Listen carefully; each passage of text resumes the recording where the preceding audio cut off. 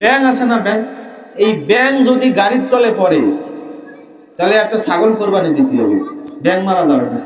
ব্যাঙ বলেন, এই যে বর্ষাকালে ব্যাঙ ডাকে, কি কয়, পানি হইলেই কি ব্যাঙ ডাকে না, সিগারেট সিগারেট সিগারেট ডাকে। আর এক গানার থেকে আবার আরেকটাই কয়, কয় প্যাক কয় প্যাক কয় প্যাক। আর এক ব্যাঙ এবার কয় নেবি নেবি নেবি, ব্যাঙে নাই। এই ব্যাঙের এই পরিমাণ কথাও বলতে পারে না, কি ডাকে কেউ বোঝে না। এই ব্যাঙের এত দাম কেন বাড়লো? দিনের লাইনে সে একটু ফিকির করছে, একটু স্ক্রুপটা একটু টাইট দিয়েছে, একটু মাথাটা খাটাইছে, জানে আমার আগুন, আমার প্রস্রাবে ইব্রাহিমের আগুনের গোড়ার ডিমও হবে না, তবুও একটু চেষ্টা করছে। এই চেষ্টা করতে হবে।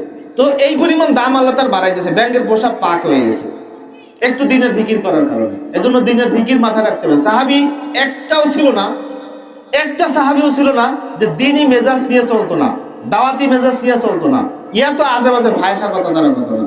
ওই চার দোকানে বসে হাসিনারে নামায় খালেদারে উঠায়, খালেদারে উঠায় হাসিনারে নামায়, এতে আমাকে দরকার কি, লাভ কি? বলতে পারেন হুজুরও তো উঠায় আর নামায়, তারা নামায় আর উঠায়, তারা নামাতেও জানে উঠতেও জানে, তাকে নামানোর মধ্যেও সওয়াব আছে, উঠানোর মধ্যেও সওয়াব আছে।